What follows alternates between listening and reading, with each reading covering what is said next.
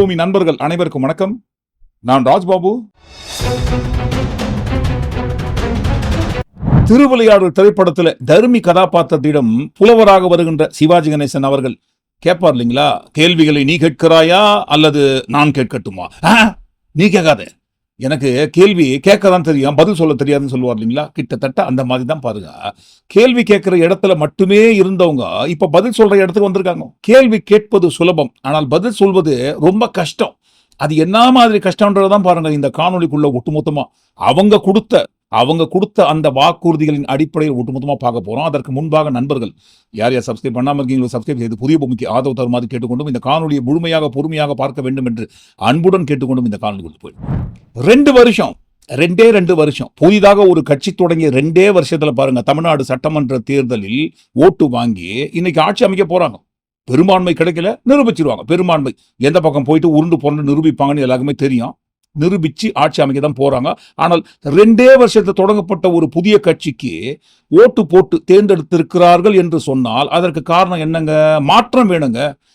75 வருஷமா 2 கட்சியை மாத்தி மாத்தி மாத்தி மாத்தி மாத்தி தமிழ்நாட்டை ஆட்சி செய்து கொண்டிருக்கும் போது எங்களுக்கு மாற்றம் வேண்டாமா? தலைமுறை மாறுது, அந்த தலைமுறை அந்த கட்சிகளுக்கு ஓட்டு போட்டிருந்தாங்க. இப்ப எங்க தலைமுறை மாறும்போது எங்களோட கட்சிக்கு ஓட்டு போடுறோம். ஆனால் மாற்றம் வேண்டும். ஆனால் மாற்றத்துக்காக ஓட்டு போட்டோம்னு சொல்றவங்க கிட்ட போய் கேளுங்க, என்னத்துக்குமா மாற்றத்துக்காக ஓட்டு போட்டீங்கன்னா சொல்ல தெரியாது, சொல்லவும் தெரியாது, சொல்லவும் மாட்டாங்க. நடிகருக்காக ஓட்டு போட்டேன்னு சொன்னா கொஞ்சம் கூச்சமா இருக்கும் இல்லைங்களா? அதுக்காக தான் பாருங்க, எங்களுக்கு பிடித்த திரை கவர்ச்சியில் எங்களுக்கு பிடித்த நடிகருக்காக ஓட்டு போட்டோன்னு சொல்வதற்கு பதிலாக சப்பக்கட்டு கட்டுற வகையில மாற்றத்துக்காக ஓட்டு போட்டோன்னு வேமா சூசோ இல்லாம சொல்லுவாங்க. உதாரணத்திற்கு மாற்றம் வேணும்னு சொல்றாங்க இல்லைங்களா, கண்டிப்பா மாற்றத்தை கொண்டு வந்திருக்காங்க. New Tamil Nadu from day 1 TVK கட்சி வெற்றி பெற்ற அந்த நாள் முதல் புதிய தமிழ்நாடு, அந்த புதிய தமிழ்நாட்டில் கொண்டு வந்த மாற்றம் என்பது பாத்தீங்களா? யாரும் பயப்பட வேண்டாம், தமிழ்நாடு தான், நம்ம தமிழ்நாடே தான். பார்க்கறதுக்கு உத்தரப்பிரதேச மாநிலம் வட மாநிலங்களை போல RSS கூட்டம் கலாட்டா பண்ணும் இல்லைங்களா, அந்த மாதிரி கலாட்டா பண்ற வட மாநிலத்தை சேர்ந்த ஏதோ ஒரு மாநிலம் என்று நினைக்க வேண்டாம், இது தமிழ்நாடே தான். விஜய் ரசிகர்கள் விஜய் தேர்தலில் வெற்றி பெற்றதை கொண்டாடும் விதமாக நடு ரோட்ல பட்டாசு வெடிச்சு டிவிகே கட்சி கொடியை வச்சுக்கின்னு ஓவர் கலாட்டா, போற வர வண்டிகளுக்கு தொல்லை கொடுக்கும் விதமாக கலாட்டா பண்ற இந்த கொடியெல்லாம் பார்க்கும்போது இந்த RSS கொடியை பார்க்குற மாதிரியே இருக்கு இல்லைங்களா. தமிழ்நாட்டில் எதெல்லாம் நடக்கக்கூடாது என்று நினைத்து கொண்டிருந்தோமோ அதெல்லாம் நடக்கணும். வட மாநிலங்களில் எப்படி இருக்காங்களோ அதே மாதிரி ஒரு கூட்டத்தை இங்க உருவாக்க வேண்டும். அதுதானப்பா மாற்றம். கண்டிப்பா, பின்ன இல்ல. சுப்ரீம் கோர்ட் சொன்னாங்க இல்லைங்களா, தமிழ்நாடு போன்ற ஒரு அமைதி பூங்காவாக இருக்கிற மாநிலத்தில் ஏதாவது பிரச்சனை செய்ய நினைத்தால் நீதிமன்றம் அதை பார்த்து கொண்டு சும்மா இருக்காதுன்னு சொல்லி. அமைதி பூங்காவாக இருக்கலாமா? இருந்தது, அதெல்லாம் போன வாரம். மாற்றம் வரும்போது இருக்கக்கூடாதே, கலாட்டா பண்ணணும். நாங்க யாருன்னு காட்டணும். எங்களை பத்தி என்னென்ன சொன்னீங்க, என்னென்ன பேசுனீங்க, நாங்க யாருன்னு காட்ட வேண்டாமா? காட்டுறோம் பாருங்கன்ட்டு ஒரு பக்கம் நடு ரோட்லயே பட்டாசு வெடிச்சு தொல்லை கொடுக்குற கூட்டம், இன்னொரு பக்கம் பேருந்து நிலையத்திற்குள் கொட்டும் மழையில் திறந்த வெளி வாகனத்தின் மீது ஏறி அமர்ந்து கொண்டு விசில ஊதி சுற்றி இருக்கும் பயணிகளுக்கு அச்சுறுத்தும் வகையில் கொடுக்கிற தொல்லைகள். தமிழ்நாட்டில் சட்டம் ஒழுங்கு சீர்குலைந்து விட்டதுன்ட்டு தெரு தெருவா போய் கத்திந்தவங்க தான் இவங்க ஆட்சியில சட்டம் ஒழுங்கு எப்படி இருக்குன்னு பார்க்க போறோம். அதற்கு ஒரு சின்ன சாம்பிள் தான் இப்பவே ஆரம்பிச்சுட்டாங்க. ஏதாவது பேசுனீங்க, நாங்க யார் தெரியுமா? Virtual warriors. இப்ப லைவா வந்திருக்கோம். எங்க தளபதி தான் சிஎம், நாங்க தான் ஓட்டு போட்டு தேர்ந்தெடுத்தோம். ஓட்டு போட்ட எங்களுக்கு ரோட்ல கலாட்டா பண்ணதுக்கு உரிமை இல்லையா? பண்ணுவோம், கலாட்டா பண்ணுவோம். அங்க பாருங்க, டான்ஸு, ரோட்லயே டான்ஸ் ஆடுவோம், டிராபிக் ஜாம் பண்ணுவோம், கலாட்டா பண்ணுவோம். எங்களை யாரும் கேட்க முடியாது. நாங்க தான் இனிமே மாற்றத்திற்கான ராஜா. சும்மா ரோட்ல பட்டாசு வெடிச்சு போற வர வண்டிகளை நிறுத்தி ரோட்ல டான்ஸ் ஆடி பஸ் ஸ்டாண்டுக்குள்ள போயிட்டு கலாட்டா பண்றதுக்கே பெருசா பேசுறீங்களே. பஸ்ஸையே நிறுத்தி எங்க தளபதியோட ஸ்டிக்கரை ஒட்டியிருக்காங்க. அப்படிதான் ஒட்டியிருக்காங்க. செங்கல்பட்டு மாமண்டூர்ல பாருங்க, ஒரு பஸ்ஸை நிறுத்தி பெரிய ஸ்டிக்கரை, விஜயோட பெரிய ஸ்டிக்கரை கண்ணாடியில ஒட்டி அந்த பஸ்ஸை நிறுத்தி அந்த பஸ்ஸுக்கு முன்னாடி நின்று கலாட்டா பண்ணி எவ்வளவு தொல்லை கொடுத்துருக்காங்க பாருங்க. இதையெல்லாம் பார்க்கும்போது ஏதோ உத்தரப்பிரதேச மாநிலத்தோட ஃபுட்டேஜை நம்ம பார்க்கிறோமோ அப்படின்னு நினைக்க கூடாது. இது நம்ம வாழ்ந்து கொண்டிருக்கும் தமிழ்நாடே தான். எதெல்லாம் தமிழ்நாட்டில் நடக்கக்கூடாது என்று நினைத்து கொண்டிருந்தோமோ அதெல்லாம் அரங்கேறி கொண்டிருக்கிறது. இதெல்லாம் பெரிய மாற்றம் இல்லைங்களா? கண்டிப்பா மாற்றம் தான். ஆனா இப்பதான் ஜெயிச்சிட்டீங்க இல்லைங்களாப்பா. ஜெயிக்கிறதுக்கு முன்னாடி தான் கரெக்டா பண்ணியிருந்தீங்க. என்னென்ன அநியாயம் அக்கிரமம் பண்ணுவோம் எல்லாம் பண்ணியிருந்தீங்க. இப்பதான் ஜெயிச்சிட்டீங்க இல்லைங்களா? ஜெயித்த பிறகு எதுக்காக இந்த ஆர்ப்பாட்டம்? ஜெயிக்கிறதுக்கு முன்னாடி ஆர்ப்பாட்டம் அந்த லெவல், ஜெயித்ததற்கு பிறகு இந்த லெவல் ஆர்ப்பாட்டம், இந்த லெவல் அப்கிரேட் வெர்ஷன். இந்த அப்கிரேட் வெர்ஷன் கொண்டாட்டத்தை நாங்க என்ஜாய் பண்ணி செலிப்ரேட் பண்ணும்போது எங்களுக்கு குறுக்க யாராவது வந்து கேள்வி கேட்டீங்கன்னா நாங்க தேர்ந்தெடுத்த சிஎம் சாருக்கு போன் போடுவோம். ஃபோன் போட்டா ஆமா நம்ம பசங்க தான் கரெக்டாக மட்டும் போட்டோம், பிரச்சனை கிடையாது. இல்லைங்க, பொதுமக்களுக்கு தொல்லை கொடுக்குறாங்களே, கொடுக்கட்டும்ப்பா, கொடுக்கட்டும். எனக்கு ஓட்டு போட்டவங்க தான் கரெக்டாக பண்றாங்க. அவங்க ஓட்டு போடலன்னா நான் இந்த சீட்ல வந்து உட்கார முடியுமா? கொஞ்ச நேரம் பொறுத்துக்கங்க, தப்பு கிடையாது. கரெக்டாக பண்ணிட்டு அவங்களே ஒரு ஓரமா போயிடுவாங்க. அது வரைக்கும் எல்லாரையும் வெயிட் பண்ண சொல்லுங்கன்ட்டு சிஎம் சாருக்கு ஃபோன் போட்டா ஓகேன்னு சொல்லுவாரா கரெக்டாக பண்றதுக்கு? இல்ல சட்டம் ஒழுங்கு சீர்குலைப்பதற்கு லைசன்ஸ் கொடுப்பாரா? இனிமே தாண்டா கண்ணுங்களா இந்த காளியோட ஆட்டத்தை நீங்க பார்க்க போறீங்க என்ற வகையான செகண்ட் ஆஃப் ஆட்டம் இருக்கு இல்லைங்களா? செகண்ட் ஆஃப் ஆட்டம், அந்த ஆட்டத்தை இனிமே தான் இவ்வளோ கரெக்டாக பண்ணுகிற கூட்டம் பார்க்க போகுது.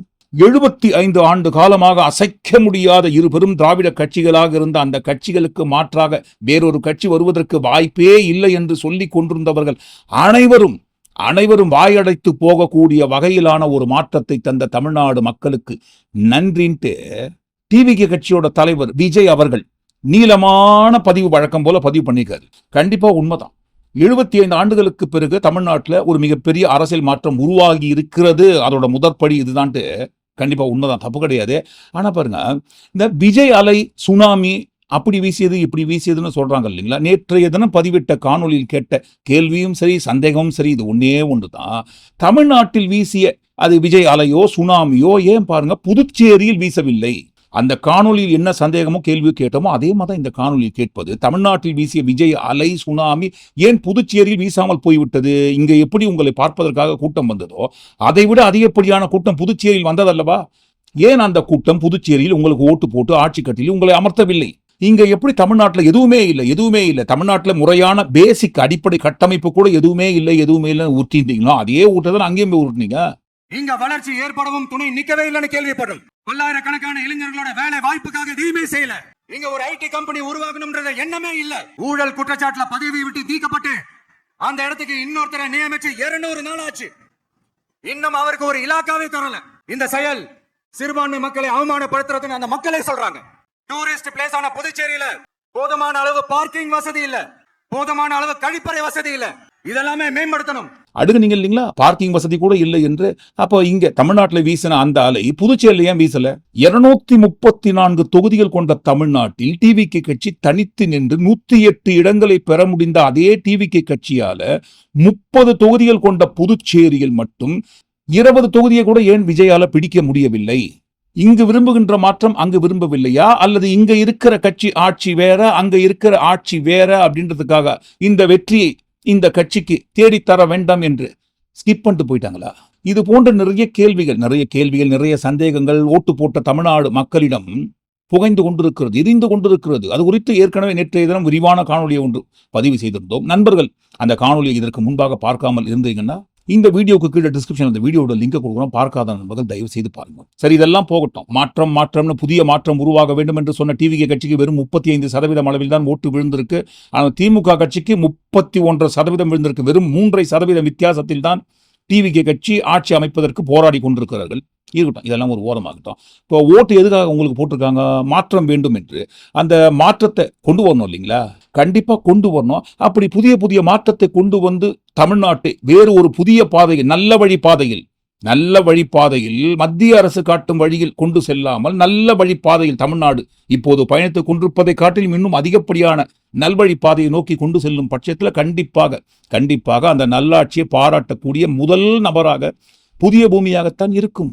ஆனால் புதுசா நான் மாற்றத்தை கொடுக்க போறேன்னு சொல்லி வந்து இதற்கு முன்பாக இருந்த ஆட்சியை எந்த அளவுக்கு மிக மிக மிக மிக மோசமாக கேவலப்படுத்த வேண்டுமோ அதை விட மோசமாக கேவலப்படுத்தி விமர்சனம் செய்து திமுக ஒரு தீய சக்தின்ற ஒரு விஷ விதையை தூவி இளைஞர்கள் மனசுல விஷ ஊசியை ஏற்றி ஓம் சக்தி பராசக்தி திமுக ஒரு தீய சக்தி ஓட்டை வாங்கி இப்ப பாருங்க பெரும்பான்மை நிரூபித்து ஆட்சி அமைப்பதற்கு தயாராகி கொண்டிருக்கிறீர்கள்.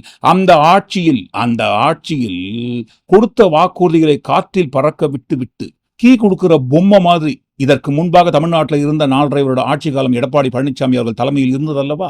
அதே போன்ற ஒரு ஆட்சி மீண்டும் தமிழ்நாட்டில் சந்திக்குமே ஆனால் விமர்சனம் செய்கின்ற, அதை எதிர்க்கின்ற முதல் நபரும் புதிய பூமியாகத்தான் இருக்கும். ஏனென்றால் மீடியா எப்பவுமே எதிர்கட்சி தான். சரின்னா சரி, தப்புன்னா தப்பு.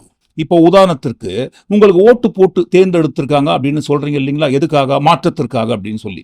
மாற்றத்திற்காகலாம் கிடையாது. சினிமா நடிகருக்கு எனக்கு பிடித்த சினிமா ஹீரோக்கு ஓட்டு போட்டேன்னு சொன்னா ரொம்ப சீப்பா நினைப்பாங்க. அதுக்காக தான் பாருங்க மாற்றம்னு சொல்லி முலாம் பூசுறாங்க. பூசட்டும், தப்பு கிடையாது. ஆனால் அந்த மாற்றத்துக்கு பின்னாடி இருக்கிறது நம்பிக்கை. என்ன நம்பிக்கை? வாக்குறுதிகள் கொடுத்துருக்கீங்க இல்லைங்களா?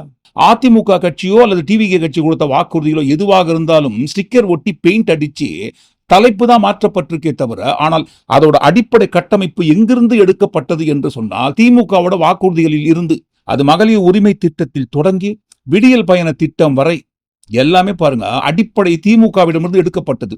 தலைப்பு தான் மாத்திருக்கீங்க. டிவிகே கட்சி கொடுத்த வாக்குறுதிகளை குறித்து இதற்கு முன்பாகவே, வாக்குறுதி கொடுத்த மறுதினமே கொஞ்ச நாட்களுக்கு முன்பாக நம்ம ஒரு தனி வீடியோ பதிவு பண்ணியிருந்தோம். அந்த காணொளி பதிவு செய்த அந்த நேரத்தில் ஒரு சில நண்பர்கள் என்ன சொன்னாங்க, ஏங்க வாய்க்கு வந்ததை அடிச்சு விட்டு போறாரு வாக்குறுதிகள் என்கின்ற பெயரில், இவரெல்லாம் ஆட்சிக்கு வர போறாரா, அந்த தைரியத்துல இந்த மாதிரி வாக்குறுதிகளை அள்ளி வீசுறாருன்னு சொல்லி. ஆனா பாருங்க இப்ப ஆட்சிக்கு வந்துட்டாரு.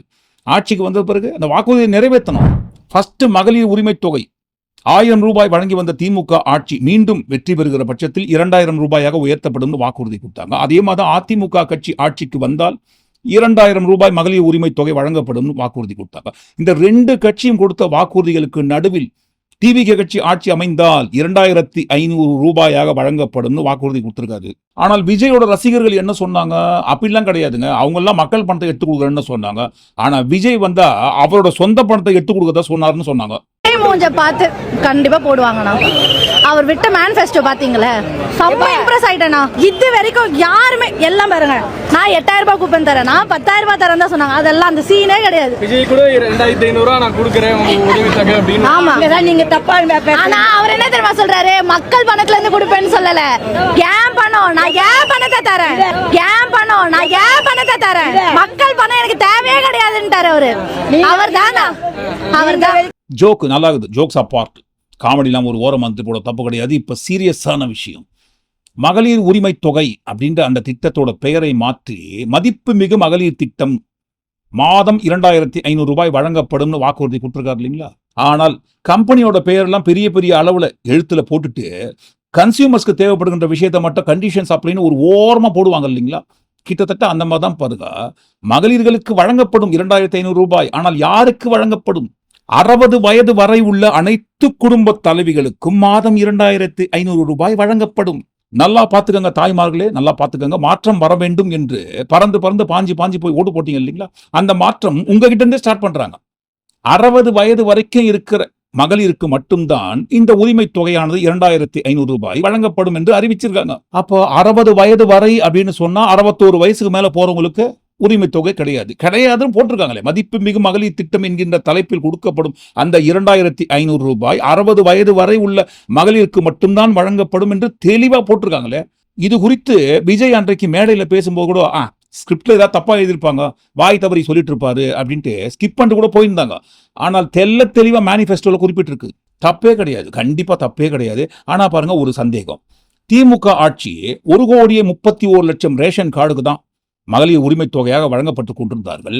அந்த 1,31,00,000 மகளிர் உரிமை தொகை பெற்றுக் கொண்டிருந்தவர்கள் 60 வயசுக்கு மேல இருந்தவங்க இருக்கிற பட்சத்துல என்ன பண்ணுவாங்க? கட் பண்ணுவோங்க. புதிய அரசு அமைந்த கையோடு ஸ்ட்ரீம்லைன் பண்ணுவோம், வரைமுறைப்படுத்துவோம், கணக்கு எடுப்போம். எந்தெந்த ரேஷன் கார்டுலாம் போயின்னு இருக்கு, அந்த ரேஷன் கார்டுல இருக்கிற வயசு இருக்கு இல்லைங்களா, வயசு அதெல்லாம் கணக்கு போட்டு வரிசைப்படுத்துவோம். எல்லாருக்குமே 2500 ரூபாய் வரும்னு நினைத்து கொண்டிருந்தவர்கள் அப்படிலாம் நினைக்கக்கூடாது, தப்பு. ஏன் அப்படிலாம் நினைக்கிறீங்க? நாங்க கணக்கு போட்டு 60 வயது வரை உள்ள மகளிருக்கு மட்டும்தான் வழங்குவோம்னு சொல்றத 61 வயசுக்கு மேல யார் யார் இருக்கிறாங்கன்னு ஃபில்டர் பண்ணி எல்லாத்தையும் நீக்கிடுவோம். நாங்க சொல்லலங்க, அப்படி வாக்குறுதியில் தெளிவாக சொல்லப்பட்டிருக்கு, நீங்களே பாருங்க. அப்ப எல்லாருக்கும் வராதப்பா, எல்லாருக்கும் வராதுன்னு தான் இந்த வாக்குறுதியோட வரிகள் சொல்லுது. இல்லைங்க நாங்க தப்பா சொல்லிட்டோம், நாங்க வந்ததற்கு பிறகு 60 வயது வரை உள்ள மகளிருக்கு நாங்க சொல்லுவோமே தவிர இதற்கு முன்பாக மகளிர் உரிமை தொகை வழங்கப்பட்டு கொண்டிருந்தவர்கள் வயசான நாங்கள் கணக்கு போட்டு பார்க்க மாட்டோம், எல்லாருக்கும் வழக்கம் போல கொடுக்கப்படும் அறிவிப்பதற்கும் வாய்ப்பு இருக்கு. ஆனால் வந்த கையோடு, அரசு அமைத்த கையோடு இந்த 2500 ரூபாய் ஒவ்வொரு ரேஷன் கார்டோட மகளிர் அக்கௌண்ட்ல கிரெடிட் பண்ணணும். ஒருவேளை கொடுத்த வாக்குறுதியின்படி இந்த 60 வயது வரை கொண்ட மகளிருக்கு மட்டும்தான் இந்த உரிமை தொகை வழங்கப்படும் என்று ஃபில்டர் பண்ணி கொடுக்க ஆரம்பிச்சாங்கன்னா ஓட்டப்ப போட்டாங்க இல்லைங்களா? அப்பதான் பாருங்க இந்த கெடபாரியை முழுங்கிட்டு ஜீரணம் பண்றதுக்காக சுகு கஷாயம் சாப்பிட்றவங்க நிலைமை வரும். சோ மதிப்புமிகு மகளிர் திட்டத்தில் யார் யாருக்கு உரிமை தொகை வழங்க போகிறார்கள் என்பதை புதிய அரசு அமைந்த பிறகுதான் பொறுத்து பார்க்கணும். இது ஒரு வாரமாகட்டும். அடுத்து வெற்றி பயண திட்டம். விடியல் பயண திட்டத்துக்கு பெயிண்ட் அடிச்சு ஸ்டிக்கர் ஒட்டி பேர் மாற்றப்பட்டிருக்கு, வெற்றி பயண திட்டம். ஆனா பாருங்க இந்த திட்டத்துல ஒரு புதுவிதமான மாற்றம். மாற்றம் வேணும்னு சொல்றீங்க இல்லைங்களா? மாற்றத்தை உருவாக்குறாரு.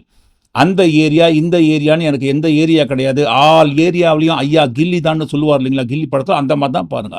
இந்த பேருந்து அந்த பேருந்து, தனியான பேருந்து, அந்த ஏரியா இந்த ஏரியாலாம் கிடையாதுங்க. தமிழ்நாடு முழுவதும் அரசு போக்குவரத்தின் அனைத்து பேருந்துகளிலும் பெண்கள் கட்டணமின்றி பயணிக்கும் வகையில் உத்தரவிடப்படும்.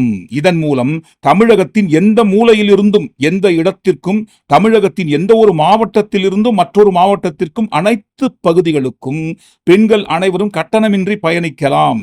மேலும் பேருந்துக்காக காத்து கிடக்க வேண்டிய அவசியமும் ஏற்படாத சூழலை உருவாக்குவோம். சோ அனைத்து பேருந்துகளிலும் தமிழ்நாடு முழுவதும் இந்த வெற்றி பயண திட்டத்தின் மூலமாக கட்டணமில்லா பேருந்து பயணத்தை நீங்கள் வழங்க வேண்டும். அடுத்து அண்ணன் சீர்திட்டம், தாலிக்கு தங்கம் என்ற ஒரு திட்டம் இருந்தது இல்லைங்களா? அந்த திட்டத்தை கொண்டு வந்தவங்களே அதிமுகவை நிறுத்திட்டாங்க. இருக்கட்டும், அது ஒரு ஓரமா, அந்த உண்மை தப்பு கிடையாது. அந்த தாலிக்கு தங்கம் என்கின்ற திட்டத்துக்கு பெயிண்ட் அடிச்சு ஸ்டிக்கர் ஒட்டி அண்ணன் சீர்திட்டம் என்கின்ற தலைப்பை மட்டும் மாத்தி திருமணமாகும் தங்கைகளுக்கு 1 பவுன் தங்க நகையும் விலை உயர்ந்த நல்ல காஸ்ட்லியான பட்டு புடவை வழங்கப்படும்னு சொல்லியிருக்காரு. அரசு அமைந்த கையோடு அதை கொண்டு வந்தீங்கன்னா கண்டிப்பா பாருங்க பாராட்டுவாங்க. அப்படி இல்லைன்னா வழக்கம் போல விமர்சனம் தான். அடுத்து இதுதான் ரொம்ப முக்கியமானது, அன்னபூரணி சூப்பர் 6 திட்டம். அதிமுக கட்சி ஆட்சி அமைகிற பட்சத்துல வருஷத்துக்கு அனைத்து குடும்பத்தினருக்கும் 3 சிலிண்டர் வழங்கப்படும் அறிவிச்சாங்க. அவங்க 3ன்னு சொல்லிக்காங்களே, ஒருவேளை அவங்களுக்கு ஓட்டு போட்டுருவாங்களோ? அப்ப அவங்க 3ன்னு சொன்னா நம்ம 4ன்னு சொல்லுவோமா? இல்லைங்க, டபுளா சொல்லுங்க. அவங்க 3ன்னா 3+3 6 கொடுப்போம்னு சொல்லுங்க, அப்பதான் உங்களுக்கு ஓட்டு போடுவாங்க. அப்படிங்களா? கொண்டு வந்துடுறேன். அன்னபூரணி சூப்பர் 6 திட்டம் என்கின்ற தலைப்பில் டிவிகே கட்சி ஆட்சி அமைகிற பட்சத்துல வருஷத்துக்கு 6 சிலிண்டர். இது எப்படிங்க? ஏதாவது வயது வரமுறை அதெல்லாம் கிடையாது. அனைத்து குடும்பத்தினருக்கும் வாக்குறுதி கொடுக்கும் போது தலையிலிருந்து பாலை வார்த்து பெருமை கொண்டிருக்கும் நீங்கள் ஆட்சி அமைத்த கையோடு அன்னபூர்ணி சூப்பர் 6 திட்டத்தின் கீழ் 6 சிலிண்டர் ஒவ்வொரு குடும்பத்தினருக்கும் வருஷத்துக்கு கொடுக்கணும். நீங்க இப்ப உதாரணத்துக்கு விஜய் கணக்குப்படி சொன்னோம்னு சொன்னா 2.25 கோடி ரேஷன் கார்டு இருக்குமாப்பா? ஒரு வீட்டுல ஒரு விஜய் இருப்பாங்க, தாராளமா ஓட்டு போட்டு எங்களை தேர்ந்தெடுத்துருவாங்க சொன்னார் இல்லைங்களா? அதே கணக்குப்படி 2.25 கோடி ரேஷன் கார்டுக்கு வருஷத்துக்கு 6 சிலிண்டர்னு கணக்கு போட்டு பாத்தீங்கன்னா 6 × 2.25 கோடி, அடேங்க அப்பா, 13 கோடி சிலிண்டர் வருமே. கணக்கு கட்டுதானா? அப்புறம் நம்ம வேற யாராவது இன்னொருத்த கணக்குல போய் சேர்ந்துட போறோம். கணக்கு கட்டுதான். 13 கோடி சிலிண்டர் தோராயமாக கணக்கு போட்டு பார்க்குற பட்சத்துல வேணும் ஒரு வருஷத்துக்கு. அவ்வளவு சிலிண்டர் கொடுக்க முடியுமா? கொடுக்குறோம்னு சொல்லி தானே வாக்குறுதி கொடுத்துருக்கீங்க. அதுக்காக தானே ஓட்டு போட்டிருக்காங்க. மாற்றம் வேணும்னு சொல்லி ஓட்டு போட்டாங்க இல்லைங்களா? கொடுங்க. அடுத்து முதியோர் உதவித்தொகை. டிவிகே கட்சி ஆட்சி அமைகிற பட்சத்தில் முதியோருக்கு வழங்கி வரும் உதவித்தொகையை 3000 ரூபாயாக உயர்த்தி வழங்கப்படும். மற்றதெல்லாம் கூட ஒரு ஓரமா இருக்கட்டும். ஆட்சி அமைத்த கையோடு முதியோருக்கு வழங்கி வரும் இந்த உதவித்தொகையை நீங்க 3000 ரூபாயாக உயர்த்தி உடனடியாக வழங்க வேண்டும். மாற்றம் வேண்டும்னு ஓட்டு போட்டிருக்காங்க இல்லைங்களா? தொகையை மாத்தி போட்டுடுங்க. அடுத்து இதுவும் முக்கியமான ரொம்ப ரொம்ப ரொம்ப ரொம்ப ரொம்ப முக்கியமான வாக்குறுதி, தாய்மாமன் தங்க மோதிர திட்டம். தமிழ்நாட்டில் பிறக்கும் குழந்தைகளை வரவேற்கும் திட்டம் தான் தாய்மாமன் தங்க மோதிர திட்டம். தமிழ்நாட்டில் பிறக்கும் ஒவ்வொரு குழந்தைக்கும் அரசாங்கத்தின் ஆசீர்வாதமாக ஒரு தங்க மோதிரம் வழங்கப்படும். கூடவே ஒரு பேபி வெல்கம் கிட்டும் வழங்கப்படும். பேபி வெல்கம் கிட் கூட இருக்கட்டும், அது ஏற்கனவே வழங்கி கொண்டிருக்கிறார்கள், அது ஒரு ஓரமா இருக்கட்டும். ஆனால் தாய்மாமன் தங்க மோதிர திட்டம் இருக்கு இல்லைங்களா? அது புதுசு.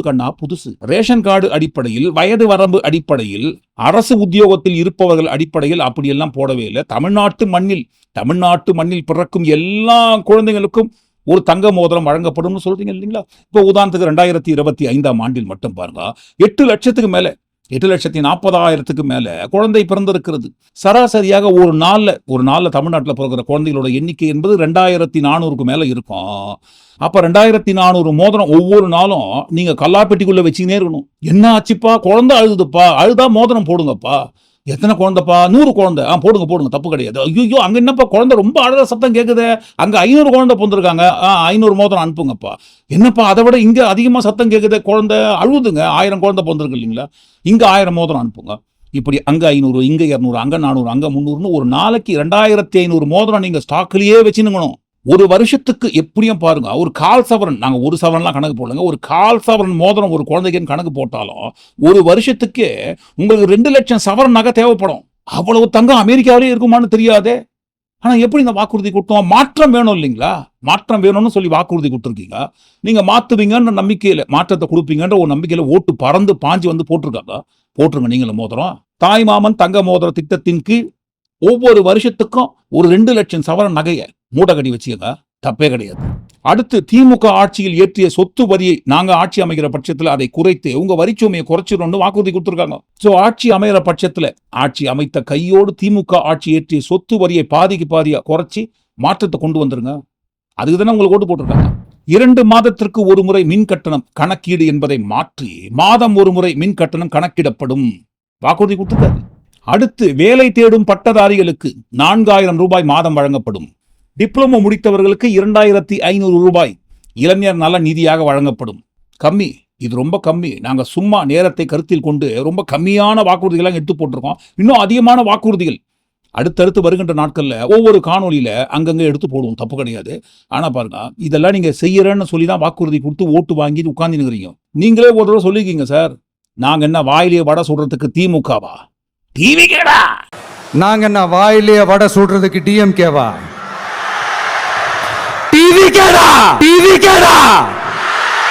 கண்டிப்பா இருக்காதா? இது மட்டும் கிடையாதுங்க. பெண்கள் பாதுகாப்பு, போதை இல்லாத தமிழகம், இளைஞர்களுக்கு வாரி வழங்கி இருக்கும் வாக்குறுதியை குறித்து நாளைக்கு வெளியிடும் காணொலியில், அந்த காணொலியில ஒட்டுமொத்தமா பார்த்துருவோம், தப்பு கிடையாது.